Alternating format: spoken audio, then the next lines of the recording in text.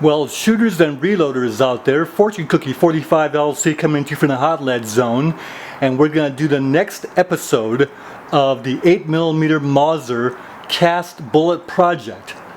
And surprise, surprise, look what we have here. Can you guess what we're going to do?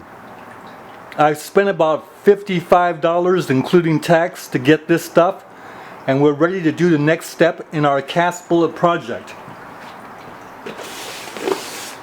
What you see here are 8mm cast bullets, and once again I lament the fact that there's only about 100 good ones in there. I like a lot more than that, but 100 will get us started. Here's the centerpiece of our equipment. Spent $30 at Walmart to get this thing. It's a Black & Decker toaster oven, and it'll take a 9-inch tray, but toaster oven, that should give you a good hint. And then here is a tray that can be used to hold bullets. Some things for ourselves in case I'm going out in the sun. A mask to keep stuff out of the nose and off our hand. And here's what we have. Went to a friendly neighborhood Harbor Freight and picked up some of this red powder coat.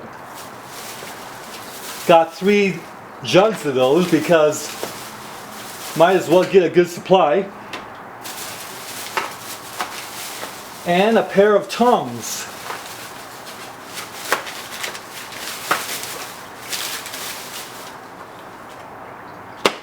We're gonna powder coat those bullets.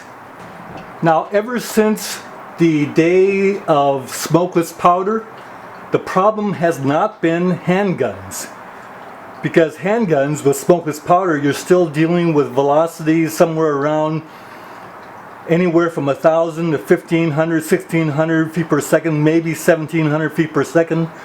And you don't have to worry about anything with the cast bullets because that velocity cast bullets are fine. But the problem has been with rifle. When smokeless powder came on, the cast bullets were driven over 2,000 feet per second, and the problem is the material of the cast bullet will not hold the rifling at that velocity. It strips off the rifling, so you get no accuracy and you get bad leading. So that's when jacketed bullets came on, and ever since then shooters have been trying to make cast bullets work with smokeless powder in rifles and using gas checks, hard alloys, this kind of thing. But the problem is still that 2,000 foot per second barrier, maybe going up to 2,100, this kind of thing. You can't push cast bullets, there's a limit. Well, powder coating is the modern solution to that. It's much more modern than doing paper patching, because I was thinking about doing paper patching, but this is patching with the powder coat. And that's what we want to do. We don't want to do paper patching, it's outmoded. Powder coating has negated the need to even think about doing paper patching unless you want to be traditional with some of the real old calibers. So what this does is gives you a jacket on the lead of the powder coat, and the powder coat will stand the velocity of shooting the rifle loads.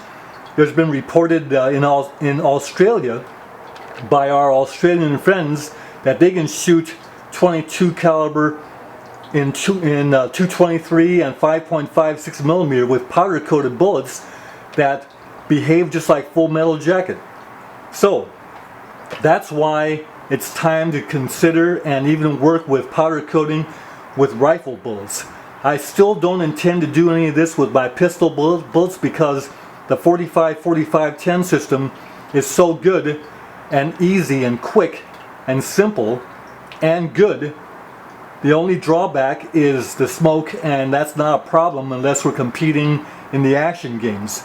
And that's where powder coating might come in handy there also. But if we're not competing, the 45-45-10 does everything powder coating does and much simpler and easier. But with rifle, different story. So let's go ahead and go into powder coating for our rifle bullets, specifically the 8mm. Now shooters, reloaders, and casters, can you see how I rigged up this rack here so that the bullets can go in, and then when you slide it in, they don't fall over. Same thing with this one here. This other rack that comes with the toaster oven.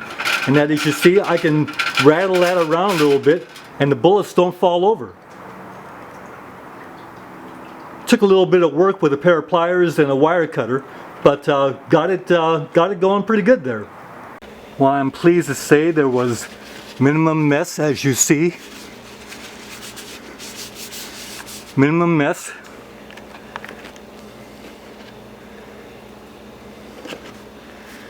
And with the gloves, you take them off, throw this away,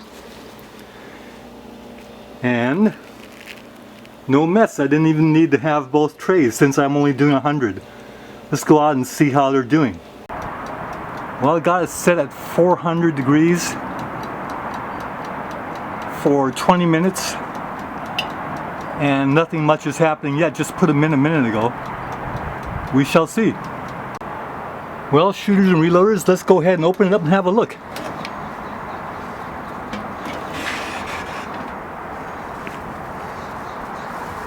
Well, they look like they might be okay. They're nice and shiny. Now I think what I'll do is next time I'm gonna go ahead and put some aluminum foil underneath. But for now, let's go ahead and take the rack off, see what we got. Well, it didn't hurt that we didn't use the aluminum foil, but gonna use it next time. So they all plunked into the water. There they are down there. And they're all cooled off now. Let's just go ahead and see what we got. How appropriate. We had spread them out on a little red striped towel to dry in the sun.